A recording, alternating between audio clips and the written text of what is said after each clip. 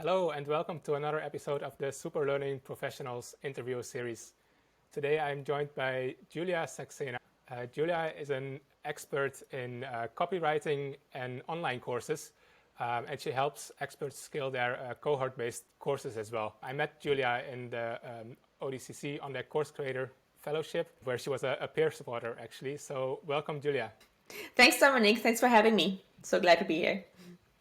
Yeah, so let's jump in, Julia. So what was your learning journey to become like a copywriter and expert in online courses as well? Like, how did you get there?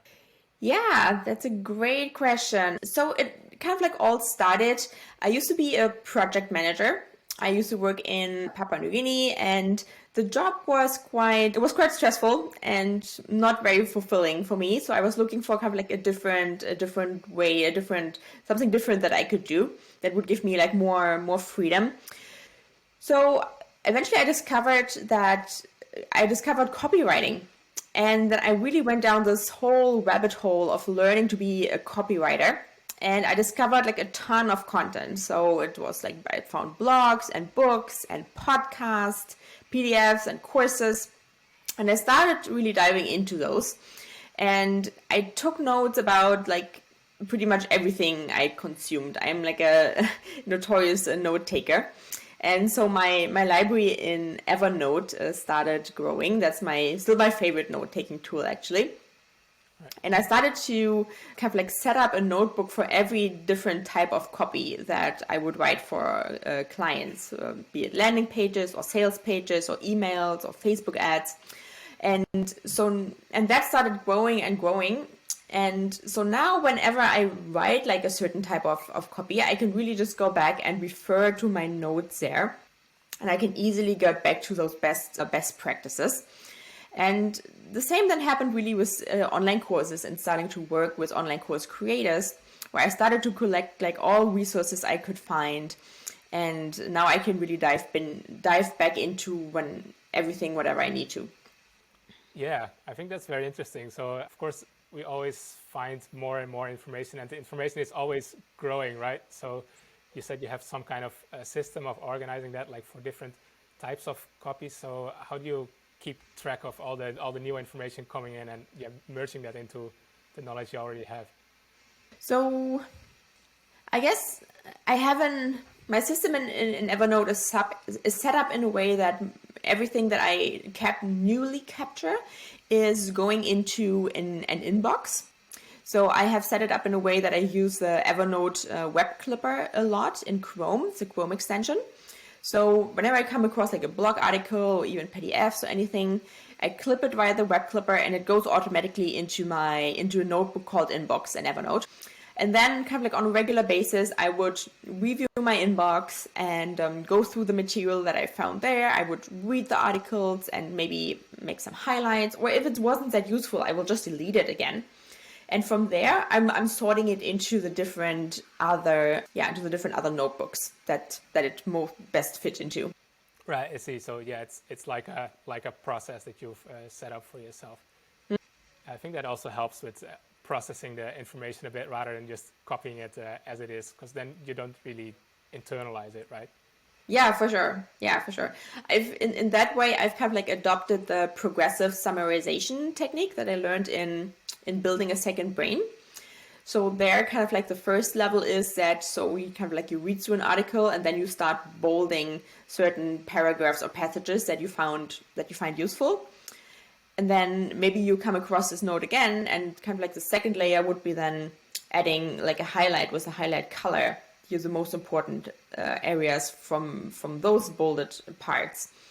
And then the third layer might be then actually kind of like taking that content and kind of like writing your own version of that and remixing it into something else. Right. Yeah, I think that sounds like a very good method.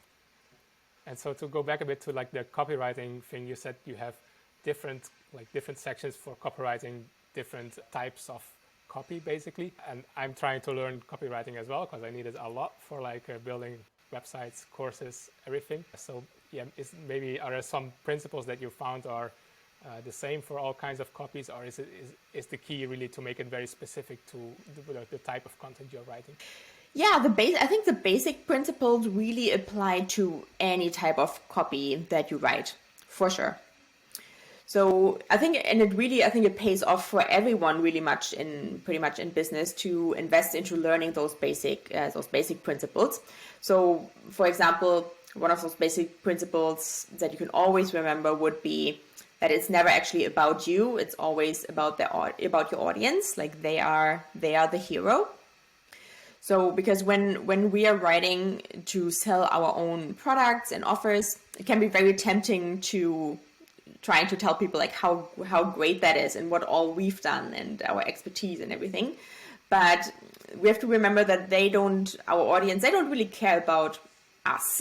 They care only about themselves. We care only about ourselves and what other things can do or other people can do for us. So keep that in mind to always make the reader the hero and show what's in it for them. Always talk from their perspective. And so whatever copy you write, the word you should always heavily outweigh any I or we in your. Right. I think that's a very good tip. And maybe does it also apply to like the other area you are a specialist in, like online courses where you should maybe place more emphasis on the students than the teacher? Is there any similarity there? Yeah, absolutely. Absolutely. The students are in an online course, the students are the heroes, and everything is built around serving them and helping them learn. And it's not there an online course isn't there to stroke the ego of the course creator or the instructor and make them kind of like the guru on the stage. As teachers, we always have to find the best way to help our students learn. Yeah, definitely. So maybe a bit about how did you decide that copywriting was the thing that you wanted to learn, and then afterwards, how did you decide, oh, I actually want to get into online courses? Like, what was the process of making those? Yeah, so I always liked writing. Actually, it always came somewhat naturally to me. Like for example, when I did my MBA, I was always the one in the team writing the report or making the presentation. So I naturally kind of like took on those roles to be the writer. And then when I was on my search for like kind of like how to make money on the internet, what can I do? I found that copywriting exists, and then I was immediately kind of like intrigued and dove into that further, and from there then I discovered, like, to learn copywriting I took courses, and I took especially a lot of self-paced courses actually, and while they were definitely helpful and I learned a lot, I wouldn't describes them as like life-changing or anything. Mostly I didn't finish them. I never did really finish them completely. But then last year in the pandemic, I discovered cohort-based courses for the first time, and I took Building a Second Brain and then Rite of Passage, and those truly had like a pretty big impact on me. And in those courses I also found a sense of like community. Like I feel like people, like I found my tribe, and so that I became really passionate about cohort-based courses, cohort-based learning, and I thought like more people should do that. I felt like I knew like a secret now to learning, to better learning and progressing. Yeah, and then I decided I wanted to work only just exclusively with online course creators and help them launch and run their courses. Right. Yeah, that's very inspiring. And yeah, so you talked a bit about how you used to take online courses, like self-paced courses, and they didn't really work. And then like cohort-based courses worked out much better for you. So kind of developed a system now that works for you to keep like lifelong learning and to keep developing yourself, or is that something you're still working out? And what does it look like? Yeah, I feel like the lifelong learning piece that somewhat comes naturally to me. I always want to know more and be better. And I always have a few books that I'm reading at the same time, and usually I'm always enrolled in one course or the other. But actually, right now, I'm taking a little bit of a break from cohort-based courses because I've been constantly enrolled in those courses for a year now, and they take up a big chunk of time because you really have to the more you put into it, the more you get out. So now I'm taking a bit of break from cohort-based courses, and I'm catching up on some self-paced courses that have been collecting a bit of digital dust on my shelves. But I also know that I have a limited amount of time of kind of like what to learn and what to dive into. So I'm careful not to dive into every rabbit hole, because I totally could. It's very tempting. So that's why I mostly choose what to learn, as in kind of like what problem do I need to solve in my life? Like what question do I need to solve? Or where do I want to develop further in a particular area? So I don't want to be learning for learning's sake. I want to learn to take action and get results. And that's leading to what I need to learn next. Yeah, I think that makes a lot of sense. And I also noticed, like in the on the peer supporter sessions, you were always exactly telling us the thing we needed to do in that moment and teaching us just that. And the same for like your Twitter account. Like you have post a lot of very, very useful resources there, which is like exactly what you need at that moment. So I want to know a bit more about how that choosing process. How do you know, like, this is the thing I need to take action on. This is what I learned right now. Yeah, good question.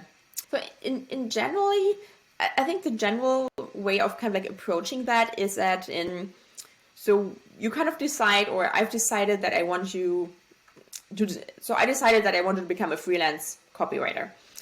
And then I thought then there were two kind of like big areas or two buckets there. First, kind of like how to learn copywriting, like as in the writing itself. And then the second part was learning how to be a great freelancer and how to run kind of like a business of my own. So those were kind of like two big buckets there. And then I noticed that those two big areas kind of like broke down into a different, like smaller pieces. For example, in like freelancing, I needed to learn that, how do I get clients, or how do I organize a project and make sure that my client is having a great experience, or I needed to learn about pricing and negotiation. So those kind of like big area broke down into a lot of different smaller parts. And then I kind of like dove into those areas as I needed them. And it was really kind of like just in time learning. Whenever I needed to solve a problem, I would seek out the right information to do that. Yeah, I think that's very sensible. Like, you not only learn it exactly when you need it, but you already were teaching us exactly when we needed it. So yeah, that was very good. And also, I guess, as in your role as a peer supporter, you need to inspire others to learn, like basically to have this lifelong learning process as well. And maybe you have also colleagues or family, friends that you work with that you want to inspire as well. So how do you go about that?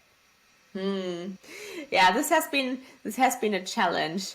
At work, I always found it most useful actually to give someone a challenge or a task, and then of course kind of like give some instructions or tell them like, so what I want the outcome to look like roughly, but then let them figure it out on their own, because everyone has kind of like a different way of arriving at a solution.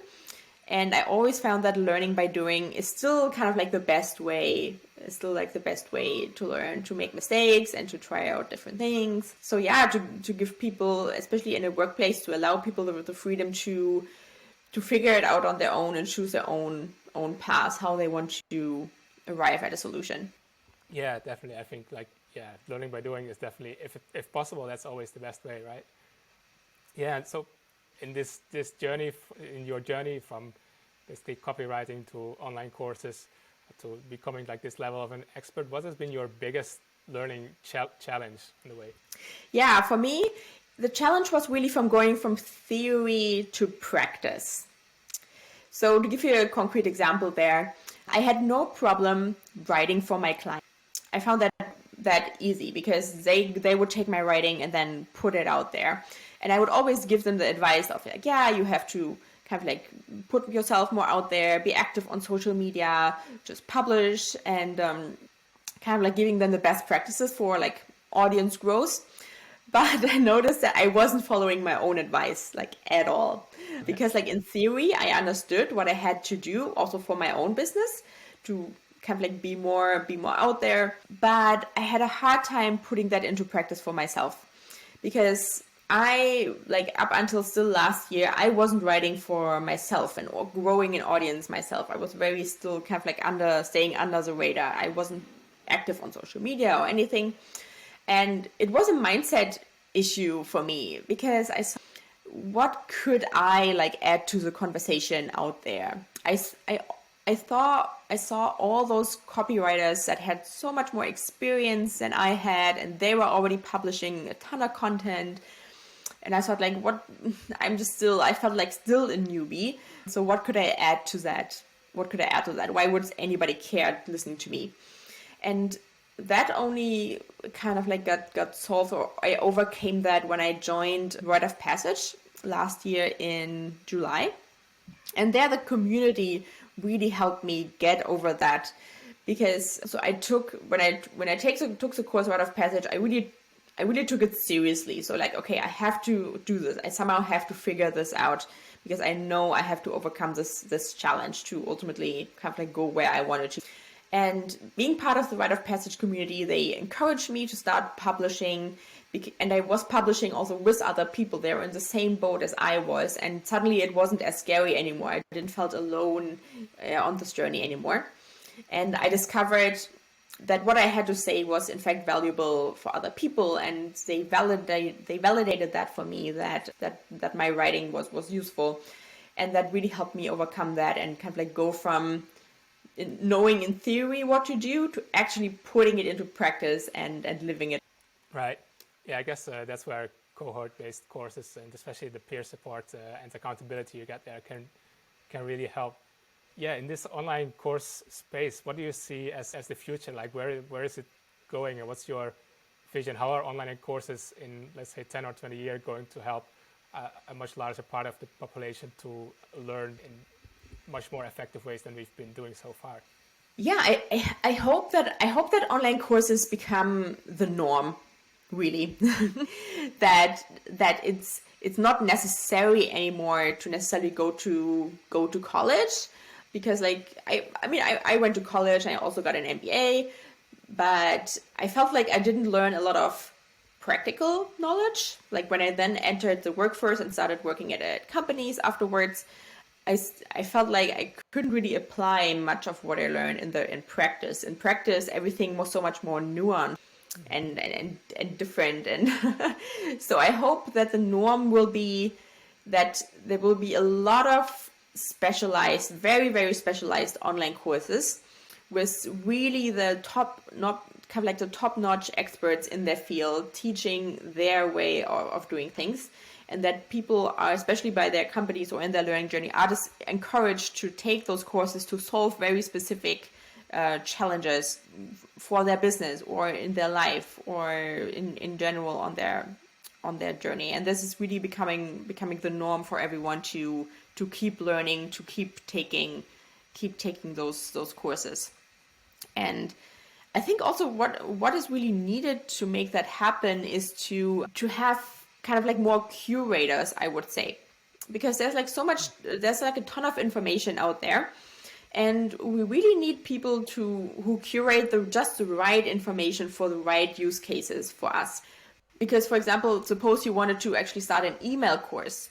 So where could you go to easily find the best practices on starting an email course and launching something like that? And in that case, Google actually doesn't really help that much. Google is still like too broad. So we need more curators who kind of like get us the right information and curate the right resources. Yeah, definitely. I think that's, and what's also interesting is you mentioned this specialization, right? And I think that's a lot of course creators, myself included, struggle with. How do I actually niche down this broad thing that I want to teach? Do you have any tips on that? Yeah, niching down is really important. It's so counterintuitive that you first start serving a smaller audience in order to kind of like be more successful and go bigger in the end. So yeah, that's what would be the best practice on that is, I feel like, is really to teach something, very, very specific, the most specific thing that you can think of, and to niche it down by like certain areas. Maybe I mean, there are certain ways you can niche down. For example, you can niche down by geography, because maybe you don't want to teach in English, but you want to teach in Dutch, for example, for you, for example. Right. So that could be a way, by language, to make your content only available in a certain language, and then kind of like reach only the people in that way. Or you want to just teach people who have like who are in a certain profession, or just keep kind of like going down little rabbit holes there. Yeah, definitely. I think we all agree that niching down is hard. Yeah, so Julia, I mean, there's been a lot of really useful stuff in interview. And who do you think should I interview next for this series? Next, yeah. So I was actually thinking immediately of Glenn. So he's also an online course creator, and I think his course is called Be Your Own Best Coach. And he really talks about what everyone needs to do, or what kind of like mindsets we need to adopt in order to make the most of what we learn. So his course is almost a course that we should take before taking any other courses.